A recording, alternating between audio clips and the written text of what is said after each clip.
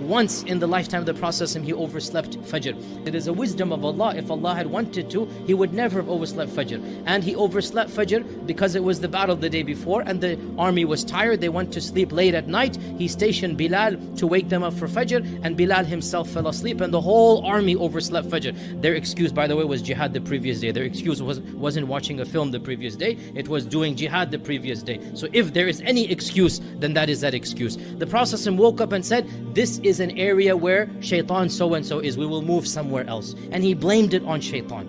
So shaitan kind of sort of helped them persist in that sleep, or it caused them to forget. In Surah Al-Kahf, وَمَا أَنْسَانِيهُ إِلَّا الشَّيْطَانُ وَأَنْ أَذْكُرَهُ, that shaitan caused me to forget. So that tactic of shaitan, even though it is effective in the sense that we don't do the good deed, we will not be held accountable, and Allah subhanahu wa ta'ala will overlook and forgive. Of course, the main tactic of shaitan is waswasa, and that is to whisper. Waswasa means to whisper. And the waswasa of shaitan, it is to implant in our hearts an idea that should not be there. And this is a very, very evil tactic. Think about it. Our hearts are pure. We don't want to disobey Allah. Our hearts have been created to worship Allah. وَلَقَدْ خَلَقْنَا الْإِنسَانَ فِي أَحْسَنِ تَقْوِيمٍ. We want to pray, we want to enjoy religiosity, but shaitan comes and he throws something into our heart, and he causes us to think about something we never thought about doing, and he continues to persist in trying to push us to commit a sin. How evil is that? We won't even want to commit the sin. And this is generally the case, my dear brothers and sisters, when an evil thought comes, and the thought even surprises us, like, where did that come from? How am I thinking this? A'udhu billah.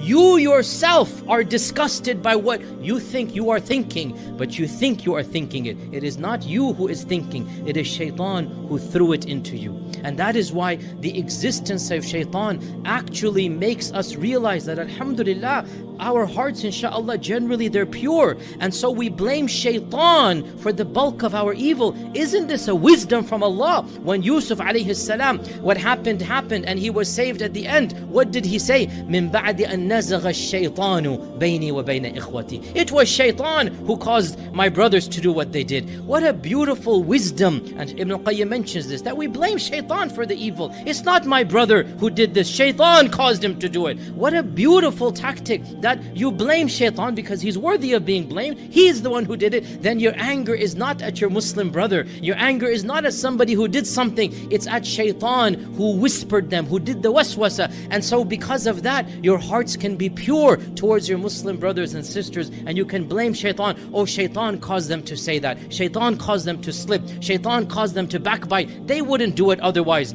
And in fact, most of the time this is the case. And that is why it is of the greatest wisdoms of the existence of shaitan that we blame him for the evil and not mankind.